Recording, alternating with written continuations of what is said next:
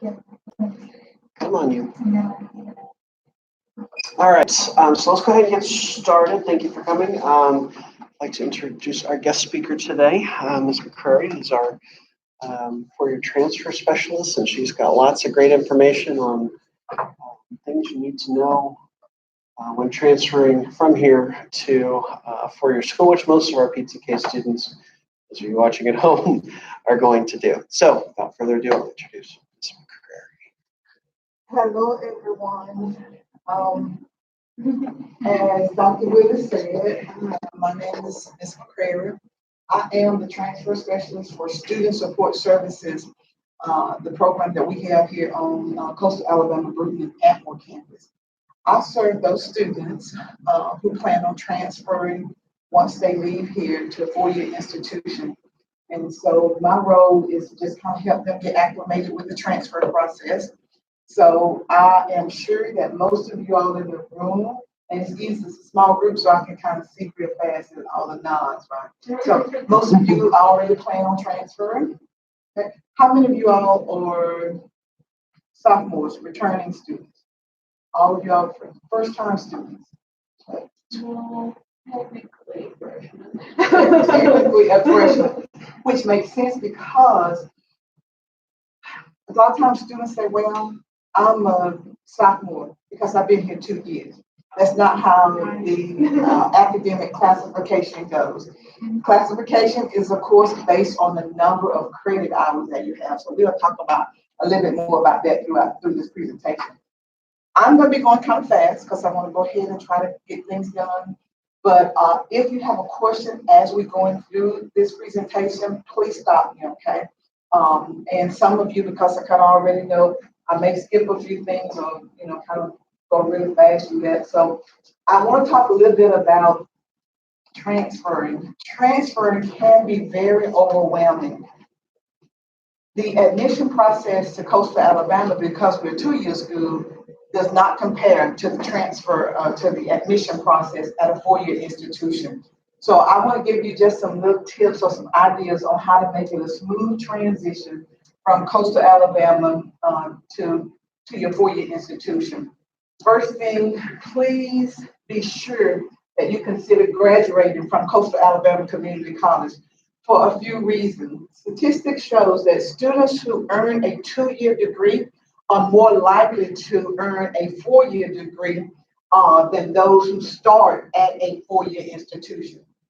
So at the community college level, we have a degree plan. So you're following that degree plan, and the four-year institution know that you followed that degree plan because you have graduated, and then now you are ready to move on to your junior level classes. Okay.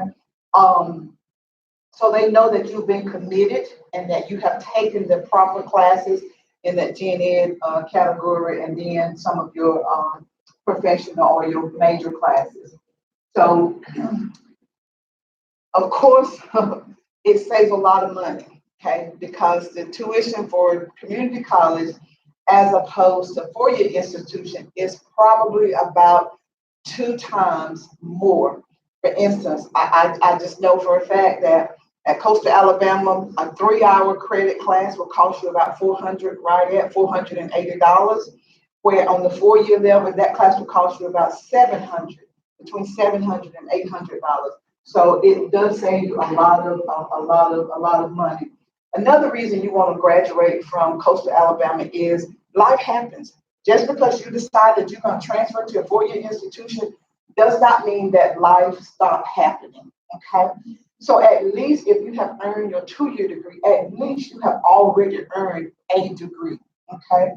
Rather than not having a degree at all, just having a lot of credits and say, oh, I'm just gonna transfer. At least you will have a two-year degree. You have something to show for your efforts, okay? The second step, this is very important. I know some of you all may think that it is not important, but it is very important for you to see your academic advisor, okay? Be sure that you talk with your advisor, you meet with your advisor, and it doesn't necessarily have to be just prior to pre-registration. A lot of students wait to pre-registration and they want to go see the advisor, but a lot of times if you have time throughout the semester, it's okay to start meeting with your advisor now. So you already have your plan so that when pre-registration open up for the next semester, you already know what you need to register for. Please, when you go see your advisor, you need to take 2 pieces of items with you. That is a STARS guide or a curriculum guide from that 4-year institution if they're not a public school in Alabama. Take that curriculum guide, current Coastal Alabama degree plan. It will help the process and it'll be a plus for the advisor helping you. You want to make sure that all of your courses that you take here at Coastal Alabama will transfer to the 4-year institution so that once you start at that 4-year institution, your classification will be junior status and not just sophomore or freshman status. Different colleges, the credit count varies just a little bit. Some 30 for sophomore, some maybe 32 or 34. So it just kind of depends on what the institution is. Let's back up. You should have, even in the college catalog, I don't know why it's just kind of, even in the college catalog or on your CA account, you will have your degree plan. So you will know what is required for you. But it is good to bounce some things off of your advisor because most advisors, especially if you're getting advice in that department, and I've had to call or email Dr. Willis sometimes say, are you going to be offering this class next semester? Or so that we can kind of get a plan for not just the next semester, but then the semester after that, or even the summer term. So they have a pretty good idea of what's going to be offered. Choose a 4-year institution. How many of you already know where you're going to transfer to? Or kind of thinking about it? May have a slight idea. Okay. Well, especially those of you who are sophomores or who are in your 2nd year, you should know by now where you plan on transferring. And that is very important because you more than likely have taken most of your general education classes for your 4-year major, okay? It's little things like a business major. A business major for the sciences, although Coastal Alabama requires you have 2 science classes with the lab, those classes could be any science class with the lab. But if you plan on transferring to a 4-year institution and majoring in business, they prefer that you have biology 101 and 102 instead of biology 103 and 104. However, if you're going to be transferred into a College of Science program, like nursing or think another one, healthcare management, those programs, they require that you have biology 103 and 104. That's why it's important to kind of have an idea of where you want to transfer to. Be sure, I know this may sound crazy, but it really is not. Be sure you know that the college that you plan on transferring to have your major. Okay. Yeah, I love me some Alabama football. Okay, I do. I love some Alabama football. But if I want to go into something that they do not offer at University of Alabama, then I need to find another school that offer what I want to major in. And believe me, all of these schools, their majors, some are very common, but they may be the same major, but they may not have the same name at different institutions. And the classes are going to vary depending on which institution you go to. That's why it's important to have your STARS guide. That's why it's important to have the curriculum guide for your major. I actually had a student who came here, her heart was set on going to Troy. She was going to go to Troy, even when she walked through the door of my office. That was it. She wasn't thinking about going anywhere else. Then it came close to graduation, and she realized that JSU offered a degree in business with an accounting major, that there were 2 less classes that she had to take at JSU than she would have had to take in at Troy. So guess where she decided to go? To JSU. Yeah, because it saved her money. Same degree, same title, different courses. Okay. The other thing is, we've already talked about knowing where the courses that you're going to transfer again. How many of y'all already printed the STARS guide? Good. Okay. Miss Amber hasn't printed a STARS guide because I'm her SSS advisor. She just knows I have one in my file for her, but she needs her own. She really needs her own. So please print your STARS guide, okay? The STARS guide is what we call an articulation agreement between the public two-year institution and a four-year institution. And it says to that four-year institution, it says, look, I came here on October the 1st and I took this class, and your STARS guide say that I can use this class to transfer into this major. It is an agreement between you and that four-year public four-year institution, okay? Now they're putting the burden of proof on you, so you kind of have to keep up with that guide, but that's okay. We'll talk about that a little later, but have all your paperwork together anyway. You're gonna have it, so you'll have that. Proof, again, it's an agreement between public school, two-year schools and public four-year schools, okay? We do have some guides for the private schools, private institutions, but it's not what we call an agreement. They just have their guides posted on our STARS website, okay? After you've chosen a four-year college, now I recommend that you choose at least 3 institutions. I know that sounds like a lot, and I know you have to pay an admission fee for each one of those colleges that you apply to, which varies as well. There are a few schools that have, well, I won't even say a few, I only know one school for transfer students that do not have an application fee, and that's AUM in Montgomery. So they do not have an application fee for transfer students, okay? So the other schools have, and I know that's maybe a lot to pay, but because I always say you don't want to put all of your eggs in one basket. I said, what if you're walking down the street, you have one egg in that basket, and you trip or you drop the basket, the egg falls out and it's break. Now you don't have any egg. Okay. It will happen. There are some students right here now who was determined that they were going to go somewhere else, but at the end of the day, they did not meet all of the requirements or didn't have everything in order, and they could not go. So they did not have a backup plan. So be sure that for each one of the institutions, though, you realize or you know what the admission requirements are. This is for most public schools, and I'm just saying for most, because I deal with transfer so much. Most schools require that you have 24 semester hours, credit hours, of coursework, plus a 2.0 GPA. That's all the requirement you need to get into a four-year institution as a transfer student.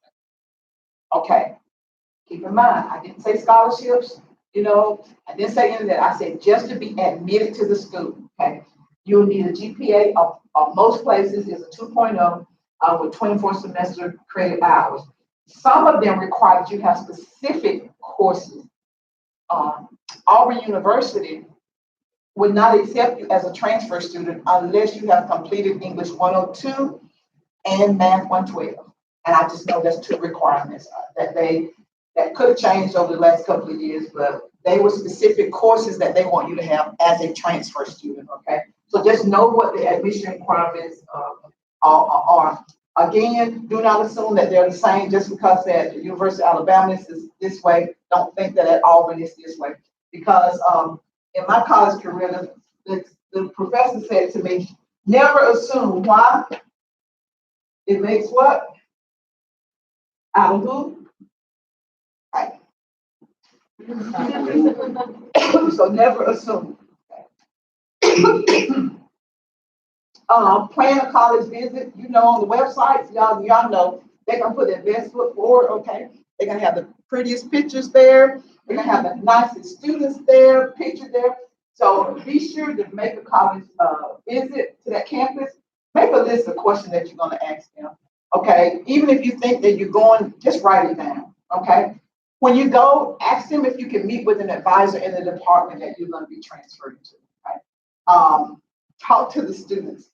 Listen, yeah, some of the students may be getting paid to go there because they're on scholarships, but I guarantee you, most of those students are going to be pretty frank with you about whether they like it, what they like about it, what they don't like about it. So take the time to maybe even stop and ask the students some questions. Be sure you leave with some contact information so when you get back home, you know what you want to follow up with if you need to follow up with. Be sure to complete a financial aid application. This happens so many times. Students say, well, I got a scholarship. I got a scholarship. So my education is paid for. I hear a lot of that at the 2-year level. But if you never apply for financial aid, if you never complete the FAFSA, you won't know whether or not you meet the requirements for financial aid. You may not get the full Pell Grant amount, but $500 is $500. Okay, so every bit helps. Another reason to fill out the FAFSA is because at the 4-year institution, if you're applying for a need-based scholarship, then they're going to want you to have applied completely the FAFSA so that they will know what your income is. Okay. Today, beginning today, you can actually complete your FAFSA for the 2020 academic year. Okay, that's even if you're coming back to coastal Alabama, you can still go ahead and complete your FAFSA. Right? Again, just know what kind of financial aid is available. Know the deadlines for completing your FAFSA. Go ahead and apply to the institution online that you plan on transferring to. Apply for housing and scholarships. Some colleges, most of them now have gone to kind of a one kind of admission. So once you apply for admission, you're also applying for scholarships, and they're going to just assign you or pick which scholarships you're eligible for. So, that might be, you have to check with the institution. Housing is totally separate. There's going to be a deadline for each one of those things: the scholarship deadline, the admission deadline, and the housing deadline. Okay. And you can request your transcript, your college transcript, through your CA account here if you want to do that. And for those students that are listening online, not every school, but some schools have housing for folks that are married, folks that have children. So don't assume that just because you have kids or you're married or both, that you're not going to be able to get on-campus housing. That's true. That's true, because and a lot of those 4-year schools are actually going to that, because now they're receiving a lot of transfer students, non-traditional students, we call them, those students who are married or have children. And so, yeah, they have actually separate houses, pretty deep, a lot of them, and they look like apartments. So keep all your information together, list any questions or concerns that you may have, follow up with your contact person. And again, I cannot say this enough. They're serious about their deadlines. I promise you. They are serious about their deadlines. They're not going to even take it if it's 1 day late.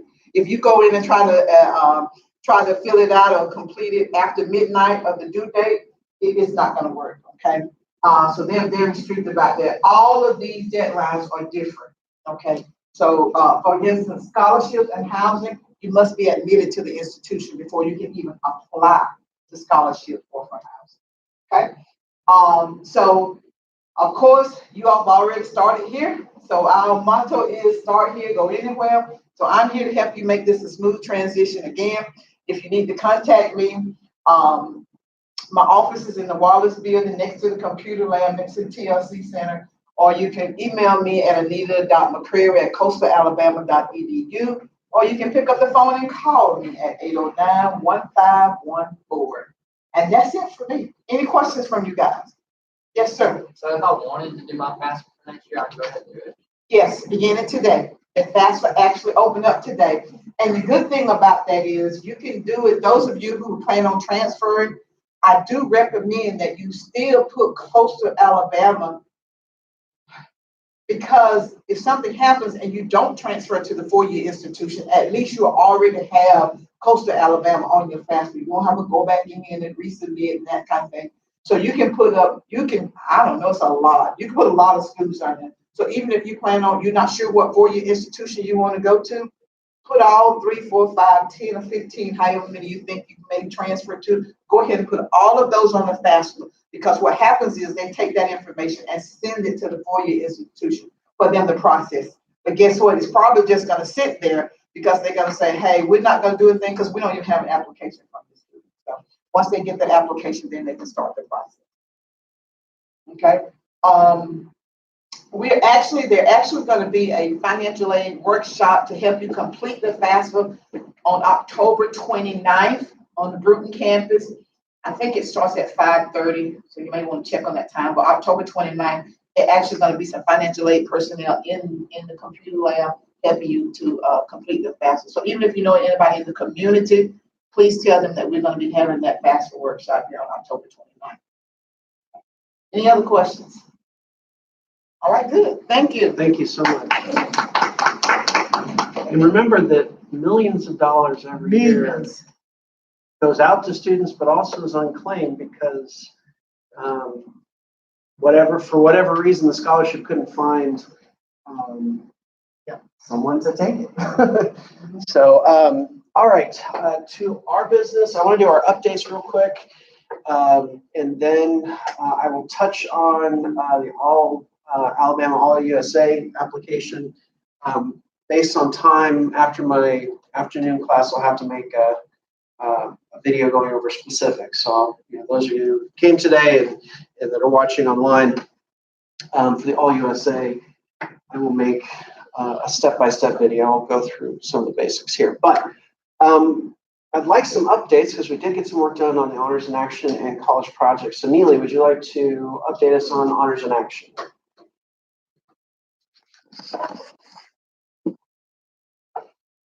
Thank you so much for coming.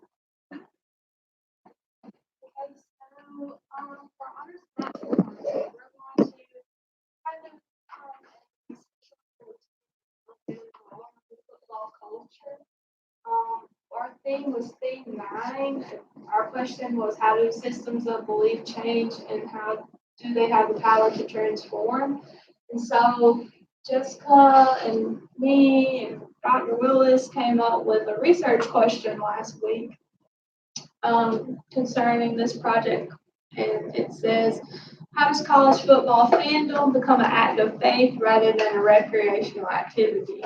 How does college football become so extreme that people are willing to hurt other people,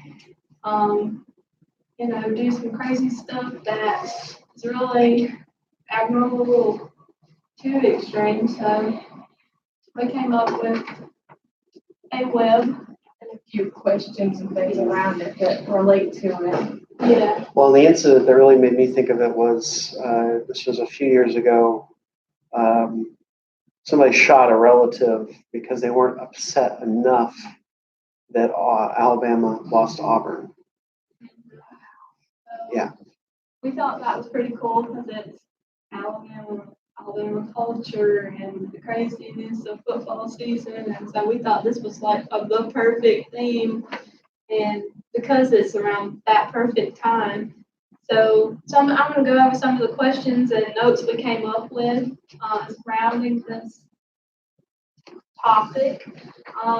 So we want to look at, first of all, to pertain to this question, we want to note the good and the bad side of this research question. Some of the bad is like, how much money are people willing to spend on their favorite SEC team? Like, some people are very extreme about it, and they just go Travel to every event. Yeah. Spend thousands of dollars in clothes and stuff. tickets, game tickets, football tickets, airplane, tickets. Anyway, we wanted to get the good and bad sides of Alabama and Auburn. So, we found out about like a scandal or hypothesized scandal on Auburn. Like, do they pay their players? So that's kind of interesting. And we also most importantly, to pertain to this question, we want to know how the alumni feel about their team and their culture versus the people who didn't go to college there. Because there are people who didn't go to college there who graduate high school. Yeah, who didn't even graduate high school, who were really obsessed with this fandom culture. So, and one of the biggest questions that we came up with was, is Saturday the new Sunday? because like some people treat this literally as a religion The that, holy day of the week. yeah, that they're devout to. Or too hungover on Sunday morning from Saturday to go to church. Yeah. Another question, why are people so willing to miss out on important life events for a game? Like, I have family who are so obsessed with Alabama football, they will miss funerals, birthday parties, anything to just sit down at a TV and just see Nick Saban do nothing but stand there and talk to a microphone. But anyway. Fixing his hair to show that he's really not bald, even though he is. Sometimes.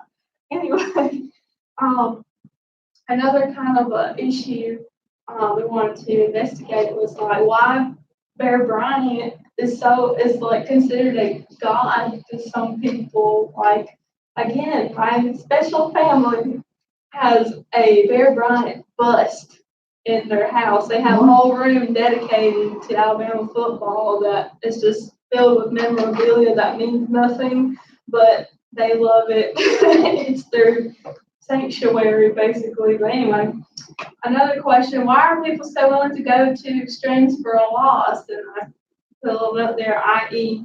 murder of the guy that was shot, and the poisoning the oak trees at Auburn University's Timber's Corner.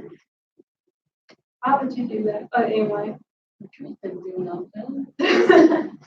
But then again, we want to go over some of the good as well. Like, even though some people are very extreme in this culture, football builds a sense of community and friendship between people. Like, you can relate to one another because you like this team, the same team, and Maybe whatnot. willing to walk up to strangers and speak to them just because they have their team shirt on. Exactly. You go to Tuscaloosa and you walk up to the quad and somebody says roll tide, I guarantee you somebody's going to say roll tide back. Like 10 of them. Because it's happened to me. But, but we also want to take a look at what Auburn offers to students, because we're just talking about so we want to know, not only what do they offer students in an educational sense, but what do they offer in a recreational sense? Like, how do they make them feel part of the campus and part of student life? So, also we want to take a look at some of the charities Alabama and Auburn support, because we don't want to be Debbie Downer. We want to give everybody a positive outlook on this It's as essentially well. compare and contrast, but it's Right. it's based off of why some people treat sports as if it's the only thing that makes their existence worth Mhm. living. How many dogs in the state of Alabama do you think are named Saban? No Bama. Or Bama?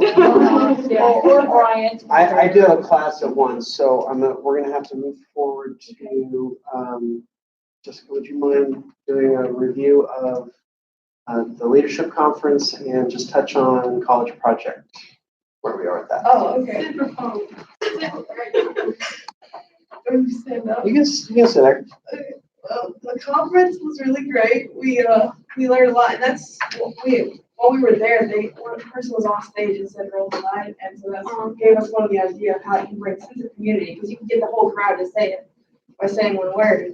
Mhm. And but it was definitely a trip worth going on, and we learned a lot about each other, and we got closer, me and Neely and Mackenzie. And Casey can see because it's like 5 freaking. I don't know. Anyways, but our college project, we want to try and do like soft skills, like learning etiquette, and possibly like have like a dinner. Connecticut dinner in December.